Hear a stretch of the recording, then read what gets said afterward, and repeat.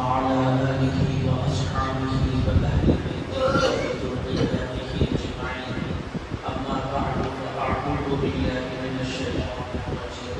بسم الله الرحمن الرحيم. من عمل صالحا من ذكر أو أنثى وهو مؤمن فلنحيينه حياة طيبة ولنجزينهم أجرا حسنا. صدق الله العظيم.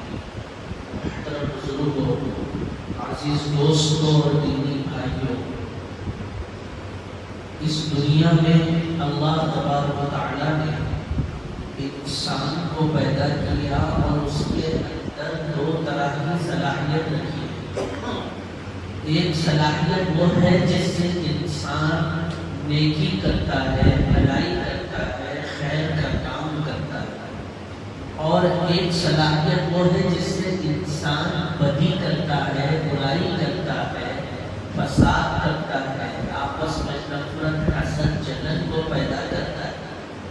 اللہ تبارک و تعالیٰ نے برائی کے کرنے پر صاف طور سے وعیدیں نازل فرمائی کہ کون سی برائی کرو گے تو اس پر کیا عذاب ملے گا اور کس طرح کی سزا ہوگی. اور نیکی کرنے پر بھی اللہ تبارک و تعالیٰ نے خوشخبریاں سنائی ہے کہ نیک کام کرنے سے انسان کو کیا ملے گا، دنیا کی زندگی میں اسے کیا ہوگا، موت کے بعد اسے کیا ہوگا. انسان زندگی تو گزار رہا ہے، اعمال تو کر رہا ہے، مگر اس کو احساس اور شعور نہیں رہا کہ یہ عمل جو میں کر رہا ہوں اس عمل کا مقام کیا ہے، اس کا معیار کیا ہے، اس عمل کو کیسے انجام دینا ہے. بہت لوگ ایسے ہیں جو کرنے کے بعد سوچتے ہیں کہ میں نے یہ کیا، کرنا چاہیے تھا یا نہیں کرنا چاہیے تھا، اسی سوچ میں پریشان ہو جاتا ہے. اور بہت ایسے ہیں جو کرنے سے پہلے بھی سوچتے ہیں اور کرتے کرتے پیچھے رہ جاتے ہیں. اسی لیے قرآن کریم میں اللہ تبارک و تعالیٰ نے آیت شریفہ نازل فرمائی وَيُسَارِعُونَ فِي الْخَيْرَاتِ کہ لوگوں نیکی کا کام، بھلائی کا کام، خیر کا کام اگر ہو تیزی سے اس کام کو انجام دو.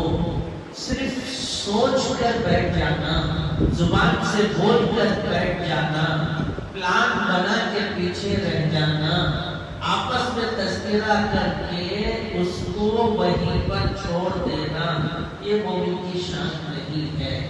حضرات صحابہ رضوان اللہ علیہ مجمعین کی صفات جو قرآن کریم میں بیان کی گئی ہے، ان صفات کے اندر ایک صفت یہ ہے وَسَارِعُوا إِلَىٰ مَغْفِرَةٍ مِّن رَّبِّكُمْ وَجَنَّةٍ کہ صحابہ مغفرت اور بخشش کے کاموں کی طرف، جنت میں لے جانے والے کاموں کی طرف دوڑتے تھے. چلنے کا تلفظ نہیں ہے، سارعو عربی کے اندر دوڑنے کے معنی، اتنا تیزی سے وہ نیکی کے کام کو، بھلائی کے کام کو انجام دیتے تھے. قرآن کریم کی جو آیت شریفہ آپ کے سامنے پڑھی گئی ہے، اس آیت شریفہ میں اللہ نے فرمایا من عمل صالحا من ذکر او انثى وهو مؤمن، مرد ہو یا عورت ہو، ایمان کی حالت میں نیک عمل کرتے ہیں تو اللہ ان کو دو طرح کی انعامات دیتے ہیں. سب سے پہلے فَلَنُحْيِيَنَّهُ حَيَاةً طَيِّبَةً دنیا کی زندگی کو پاکیزہ زندگی بنا دیتے ہیں، چین اور سکون والی زندگی بنا دیتے ہیں. بے اطمینانی ختم ہو جاتی ہے، بے قراری ختم ہو جاتی ہے. اس کی زندگی خود اس کے لیے، اوروں کے لیے ایک مثال بن جاتی ہے. الجھنیں اس کی زندگی سے ختم، مسائل اس کی زندگی سے ختم، آزمائشیں اس کی زندگی سے آسان سے گزر جاتی ہے. بڑے بڑے مراحل سے اللہ تبارک و تعالیٰ نیک کام کرنے والے کو اس کی زندگی زندگی سے آزاد فرماتے ہیں. یہ طے بات ہے، اللہ کا وعدہ ہے. اور وعد اللہ لا یخلف اللہ المیعاد، اللہ اپنے وعدے کے پکے ہیں. ذرا برابر بھی وعدے کے خلاف ورزی اللہ عز و جل نہیں کرتے. اس بات کو ذہن میں رکھنا چاہیے کہ نیک کام کرنے سے، دینی کام کرنے سے، قرآنی کام کرنے سے، سنتی کام کرنے سے، رسول اللہ صلی اللہ علیہ وسلم کی تعلیمات پر عمل کرنے سے، ان کی بتائی ہوئی ہدایات پر عمل کرنے سے آپ کی زندگی صاف ستھرا پاکیزہ ہو جاتی ہے. یہ طے شدہ بات ہے. اس کی مثالیں بہت ہیں. حضرات صحابہ رضوان اللہ علیہم اجمعین کی زندگیوں کو آپ دیکھیں. میں آپ کے سامنے ایک واقعہ جو پہلے بھی سنایا تھا جمعہ کے بیانوں میں، آج بھی اس واقعے کو سناؤں گا کہ نیکی انسان کو کیسے سیدھے راستے پر لاتی ہے اور اس کی زندگی کس طرح سے پاکیزہ اور صاف ستھری ہوتی ہے. آپ اس واقعے سے سمجھ سکتے ہیں. ہم جانتے ہیں بغداد شریف کے علاقے کا نام ہے. بغداد کے رہنے والے امام ربانی محبوب سبحانی حضرت شیخ عبد القادر جیلانی رحمۃ اللہ علیہ پیران امیر غوث اعظم دستگیر اسی سرزمین کے ہیں. ان کا خانوادہ اسی سرزمین کا ہے جو ولیوں کے سب سے بڑے ولی ہیں. قطبوں میں ان کے جیسا قطب نہیں، ابدالوں میں ان کے جیسا ابدال نہیں. اتنے بڑے ولی اور بغداد کی سرزمین میں ایک شخص ہے جس کا نام بشر حافی ہے.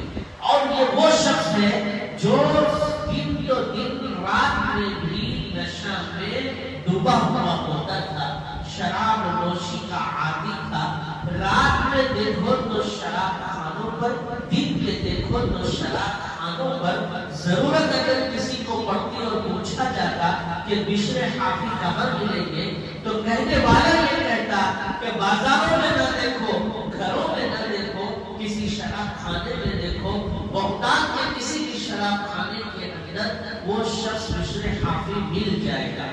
میرے بھائی اتنا نشے سے چور انسان، ایک وقت ان کی زندگی میں ایسا آیا، رات کی تاریکی میں وہ شراب نوشی کر کے اپنے گھر کو جا رہے تھے. راستے میں ایک کاغذ کے ٹکڑے پر بسم اللہ الرحمن الرحیم اللہ کا نام نامی اس میں گرامی لکھا ہوا پڑا تھا.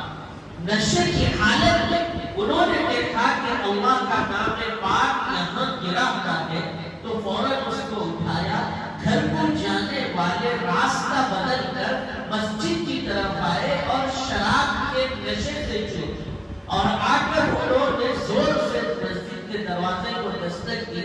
اندر سے دروازہ کھولا نہیں گیا تو مسجد ہی کے دروازے میں اس کاغذ کے ٹکڑے کو رکھ دیا اور وہ وہاں سے چلے گئے. مسجد کے اندر جو امام صاحب آرام کر رہے تھے انہوں نے خواب دیکھا کہ نبی پاک صلی اللہ علیہ وسلم کی بشارت ہوئی اور امام صاحب سے یہ کہا گیا کہ دیکھو بشر حافی کو بلاؤ اور یہاں اللہ کے گھر میں لاؤ. ان سے یہ کہو کہ میں نے ان کو مسجد آنے کے لیے کہا ہے. میرے بھائی یہ اللہ کے نبی صلی اللہ علیہ وسلم کی بشارت ہونا، خواب کے عالم میں امام صاحب کو یہ بات بتائی جانا. امام صاحب رات کی تاریکی میں ہی مسجد سے باہر نکلتے ہیں. ایک تو رسول اللہ کا خواب میں آنا، حیران، تعجب اور پریشان کہ وہ نشے میں رہنے والے انسان کو اللہ کے نبی صلی اللہ علیہ وسلم کی بشارت کے ذریعے سے، خواب کے ذریعے سے مسجد میں بلایا جا رہا ہے. امام صاحب حیران ہوئے، کانپتے کانپتے ہانپتے ہانپتے گئے اور شراب خانے میں دیکھا کہ بشر حافی وہاں پر نشے میں بیٹھے ہوئے. کہا کہ اے وہ شخص تجھے رسول اللہ صلی اللہ علیہ وسلم نے مسجد میں بلایا ہے. حیران ہو گئے، کیا محمد صلی اللہ علیہ وسلم نے مجھے بلایا ہے؟ امام صاحب نے کہا کہ ہاں، ان کا نام لے کر کے کہا کہ بشر حافی کو یہاں بلاؤ. اتنا سنتا تھا کہ انہوں نے ایک جھٹکا اپنے جسم کو دیا، نشے کو دور کیا. پاک ہوئے، صاف ہوئے اور روتے ہوئے اللہ کے گھر مسجد میں تشریف لائے اور وہاں آ کر انہوں نے نماز تہجد ادا کی اور دعا کی اور توبہ کی کہ اللہ آج کے بعد میں یہ برا کام نہیں کروں گا، شراب نوشی نہیں کروں گا، اس کو چھوڑوں گا اور نیکی کا کام کروں گا، اپنے راستے کو میں بدلوں گا۔ اور رو رو کر کے انہوں نے دعا کی اور امام صاحب کہاں پر گوا رہے میرے بھائیوں۔ پھر یہ بشر حافی بغداد کی سرزمین کے سب سے بڑے ولی بنے، سب سے بڑے ولی بنے۔ آپ کو معلوم ہونا چاہیے کہ ان کے شاگردوں میں 4 امام ہیں، حضرت امام اعظم ابو حنیفہ رحمۃ اللہ علیہ، حضرت امام شافعی رحمۃ اللہ علیہ، حضرت امام مالک رحمۃ اللہ علیہ اور حضرت امام احمد ابن حنبل رحمۃ اللہ علیہ۔ ان 4 اماموں میں جو امام احمد ابن حنبل ہے یہ بشر حافی کے شاگرد ہیں۔ اللہ نے ان کو اتنا علم دیا، اللہ نے ان کے سینے کو علم نبوت سے اتنا بھر دیا کہ امام احمد بن حنبل جیسے بڑے فقیہ ان کے شاگردوں میں ہیں۔ اور آپ کو معلوم ہونا چاہیے امام احمد بن حنبل کا مقام یہ ہے کہ ایک وقت میں ایک مجلس میں 90,000 شاگرد ان سے سبق پڑھتے تھے، سبق لیتے تھے اور ان کی مجلس سے رخصت ہوتے تھے۔ ایسے بڑے امام احمد بن حنبل کے استاد وہ شراب سے چور، نشے کا عادی بشر حافی اللہ کا ولی بنے۔ تو نیکی کے راستے پر جب انسان چلتا ہے، گناہ سے برائی سے توبہ کرتا ہے، اللہ زندگی کو اتنا پاکیزہ کرتا ہے، اتنا صاف ستھرا بنا دیتا ہے کہ زمانہ ہوا ایک عرصہ ہوا آج ہماری اس مسجد کے بشر حافی کو یاد کیا جا رہا ہے۔ میرے بھائیوں اسی لیے کوئی بھی نیکی معمولی نہیں سمجھنا، ہر نیکی اپنے لیے راہ نجات ہے، ہر نیکی اپنے لیے مغفرت کا راستہ ہے۔ اسی لیے کتابوں میں لکھا ہوا ہے کہ کل بروز محشر تمام دنیا کے اولین اور آخرین کا اجتماع ہوگا، انبیاء ہوں گے، رسول ہوں گے، بادشاہ ہوں گے، شریف شاہ ہوں گے، سارے کے سارے اللہ کے سامنے حاضر ہوں گے اور اللہ تبارک و تعالی میزان عدل کو قائم کرے گا، ہر ایک کے نام اعمال کو میزان میں تولا جائے گا۔ جس کی نیکیوں کا پلڑا بھاری ہوا اس کو دہنے ہاتھ کے اندر اس کے نام اعمال کو دے دیا جائے گا، اور جس کے گناہوں کا پلڑا بھاری ہوا بائیں ہاتھ میں اس کے نام اعمال کے دفتر کو دے دیا جائے گا۔ میرے بھائیوں لکھا ہوا ہے کہ بندہ اٹھے گا، ایک نیکی کے ذریعے سے وہ جنت میں بھی جا سکتا ہے، ایک نیکی کی کمی کی وجہ سے وہ جہنم میں بھی جا سکتا ہے۔ تو وہ باپ اپنی اولاد کے پاس جائے گا اور بولے گا کہ میرے پیارے تو میرا لخت جگر ہے، تو میرا نور نظر ہے، میں نے تیرے لیے کیا نہیں کیا، اپنی جوانی کو گوایا، اپنے کالے بالوں کو سفید کر دیا، اپنی ہڈیوں کو گلا دیا، میرے بیٹے میری ہر خواہش کو میں نے پورا کیا، اپنے کندھوں پر اٹھایا، اپنے پاؤں پہ سلایا۔ میرے پیارے مجھے ایک نیکی کی ضرورت ہے، اگر تو مجھے وہ ایک نیکی دے دیتا تو میں جنت میں چلا جاؤں۔ وہ بیٹا کہتا کہ ابا حضور وہ دنیا تھی، وہاں تو لین دین کا معاملہ چل سکتا تھا، یہ آخرت ہے، یہاں پر اگر میں ایک نیکی آپ کو دے دوں گا اور مجھ میں کمی ہو جائے گی تو میری کمی کو پورا کرنے والا کون ہوگا؟ میرے بھائی یہ بیٹا جس کے لیے آپ نے سب کچھ کیا ایک نیکی آپ کو نہیں دیتا۔ آپ جائیں گے بیوی کے پاس اور بولیں گے تو میری شریک حیات تھی، تو میری زندگی کے مسافر اور تو میرے ساتھی تھی، اور تیری خواہشات کے لیے میں نے کیا نہیں کیا، اور تیری آنکھوں پر میں کھڑا ہوا، تیرے اشاروں پر میں ناچتا رہا، تیرے منہ سے نکلا میں نے اس فرمان کو پورا کر دیا، تو میری بیوی سب سے اچھی سب سے پیاری، آج مجھے نیکی کی ضرورت ہے، ایک نیکی دے دے۔ تو بیوی کہے گی کہ میرا بس ہوتا تو میں دے سکتی، مگر مجھ میں کمی ہو جائے گی تو میرے شوہر بتا میں اپنی کمی کو کیسے پورا کروں۔ ایک نیکی وہ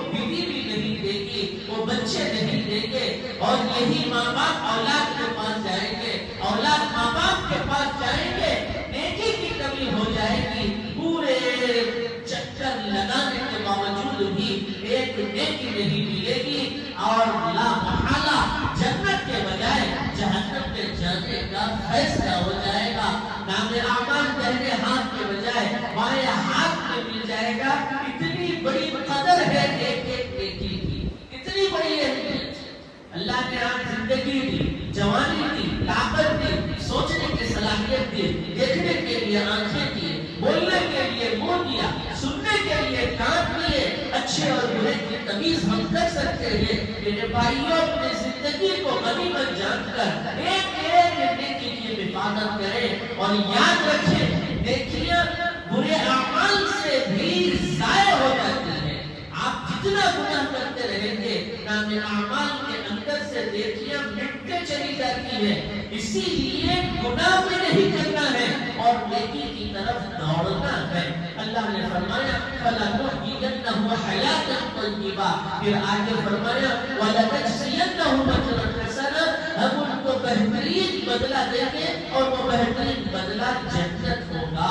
اسی لیے اس بات کو ذہن میں رکھ کر ایک ایک نیکی کی قیمت کو جان کر اس کو غنیمت مان کر آپ عمل کرنے کی کوشش کریں. اسی کے اندر بھلائی ہے اور عافیت ہے. ایک اور ایک گزارش آپ سے کرنی ہے.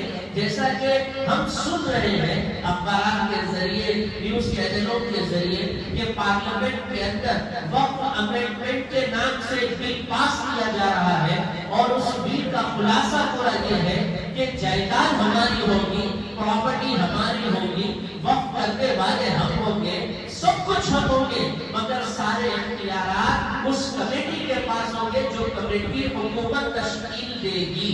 حکومت جو کمیٹی بنائے گی وہ کمیٹی کے اندر غیر مسلم بھی ہوں گے، اس کے اندر برادران وطن بھی ہوں گے. جائیداد ہماری ہے، پراپرٹی ہماری ہے، اس کے ممبر کوئی دوسرے بنے گا.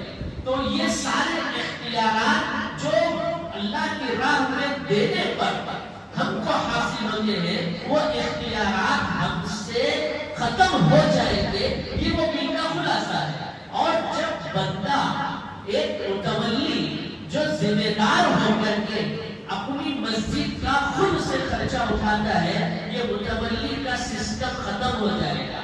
اور مسجدوں کی جو کمیٹی ہے ان کے اپنے ذاتی اختیارات نہیں چلیں گے. اگر میں نے اپنا گھر کسی مدرسے مسجد کو وقف کر دیا تو اب وہ مدرسے والے وہی کریں گے جو علاقے کی کمیٹی ان سے کہے گی. مدرسے والوں کو اختیار نہیں رہے گا. مسجد کی کمیٹی وہی کرے گی جو ان سے کہا جائے گا. کمیٹی خود سے کوئی فیصلہ نہیں لے گی. اس طرح کے بہت سے اس کے اندر آپشنز ہیں. بڑا خلاصہ اس بل کا ہے اور وہ بل کے اوپر چرچا کی ہوئی ہے. پارلیمنٹ کے اندر باضابطہ 31 ممبران پارلیمنٹ کی تشکیل بھی کی گئی ہے. ابھی اس کو پاس نہیں کیا گیا ہے. مسلم پرسن اللہ نے اس کو چیلنج کیا ہے اور مسلم پرسن اللہ کے جتنے ہمارے بڑے اکابرین ہیں ان تمام کی طرف سے یہ گزارش ہے کہ سپریم کورٹ کو آپ کی رضامندی کی ضرورت ہے. آپ اس بل کو چاہتے ہیں یا نہیں چاہتے؟ آپ اپنے لیے یہ بل پاس ہونا پسند کرتے ہیں یا نہیں کرتے؟ ہر شہری سے یہ مطالبہ کیا جا رہا ہے. تو اس سلسلے میں باضابطہ واٹس ایپ پر بھی اور ویب سائٹ بھی ہے بہت سی، اس میں لنک دیا جا رہا ہے. اس لنک کے ذریعے سے آپ اپنی رضامندی کا اظہار کریں. جیسے ہی آپ کی رضامندی وہاں پہنچے گی تو جتنے شہریوں سے رضامندی ہوگی اور جتنوں سے نہیں ہوگی، یہ ساری چیزوں کا جائزہ لینے کے بعد میں وہ بل پاس ہوگا یا نہیں ہوگا، وہ آخری اسٹیپ رہے گا. اس لیے بھائیوں اس کی طرف توجہ دیجیے، دینی شعور پیدا کیجیے، ملی فکر پیدا کیجیے، مذہبی سوچ رکھیے.